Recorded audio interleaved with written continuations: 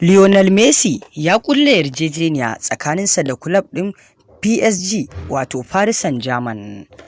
Fitaccen ɗan ƙwallon wasan ƙafan nan wato na duniya Lionel Messi ya kulle yarjejeniya da Paris Saint-Germain kwanaki kaɗan bayan barinsa Barcelona. Mai yi wa BBC Sport sharhi kan wasannin Gulen Balagu wato ya tabbatar da hakan. Ɗan wasan na Argentina wato wanda ya bar Barcelona a ranar Alhamis ɗin da ta gabata ya kulle yarjejeniyar shekara 2 da ƙungiyar ta Faransa. Kwangilar wadda za a iya tsawaita ta zuwa shekaru 3 ba za ta fada ba sai an kammala duba lafiyarsa shi wato Messi ɗan wasan da sau 6 yana lashe gasar da ƙwallon ƙafar duniya wato na FIFA wato Ballon d'Or yana da wato zaɓi 2 bayan ya bar Barcelona, amma ya gwammace ya tafi wato PSG a kan yarjejeniya wato wadda ta kai euro miliyan 25 a shekara bayan an cire haraji. Matakin da PSG wato ta ɗauka na wato sayan Messi wanda zai haɗu da tsohon abokin wasansa a Barca wato Neymar zai zama ɗaya daga cikin haɗin 'yan wasan gaba mafi haɗari da aka taɓa yi a tarihin ƙwallon ƙafa. Zai buga wasa wato a gaba tare da 'yan wasa 2 mafi tsada a duniya wato Neymar da wato Kylian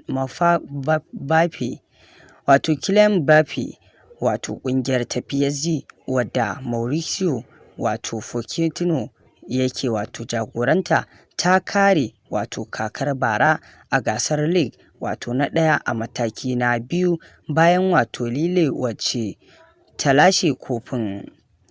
An tabbatar da wannan yarjejeniya wato Lionel Messi zai zama ɗan wasan PSG wanda a jiya ne wato su 'yan PSG ɗin supporters suka ringa jiran zuwa Messi. In ji Balag wato a tattaunawarsa da shirin BBC Radio wato 5 Live, shi kenan lamarin ya faru ne wato mintuna kaɗan da suka wuce a yanzu. A yanzu haka akwai 'yan sanda da yawa kamar 'yan wasa wato a filin ƙwallo. Nan gaba kaɗan wato komai zai sauya. Akwai wato kyamarori guda 8 a nan, amma komai zai sauya da alama kwangilar shekara 2 ce da kuma yiwuwar ƙarin shekara 1. Ɗan ƙwallon na Argentina ya shirya wato tsawaita zamansa na shekara 21 a Barcelona, inda ya amince a zaftare masa kashi 50 cikin 100 na albashinsa. Sai dai ranar Alhamis ta sanar ranar Alhamis ɗin cewa matsalolin kuɗi da kuma dokokin La Liga sun hana ta wato tsawaita kwangilar dan wasan wato lamarin da ya tilasta masa yin bankwana da wato ita Barcelona. Dan wasan mai shekara 34 ya ce ya so ci gaba da zama a Barcelona kuma ya yi duk abin da ya kamata domin tsawaita zamansa, amma hakan ya gagare shi.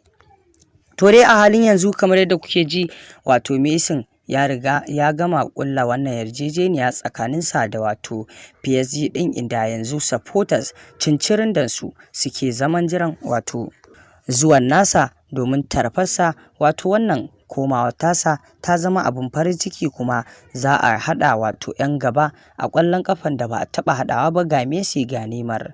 To masu saurare me za ku ce a dangane da wannan rahoto?